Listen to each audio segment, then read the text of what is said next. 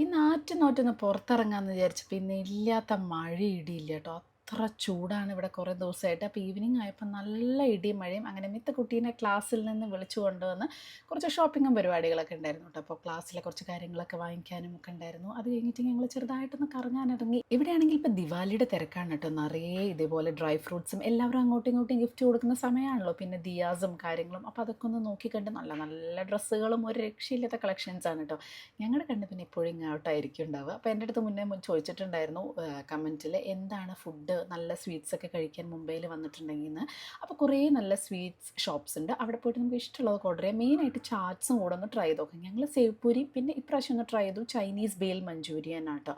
അപ്പോൾ പിന്നെ ഞങ്ങളുടെ എപ്പോഴത്തെ ഫേവറേറ്റ് ഇതെന്തായാലും ട്രൈ ചെയ്യണം കേട്ടോ, റബഡി വിത്ത് ഹോട്ട് ജിലേബി. നെയ്യിൽ വളർത്തിട്ടുള്ള ആ ഒരു ജിലേബി ആൻഡ് റബഡി അടിപൊളി കോമ്പിനേഷനാണ്.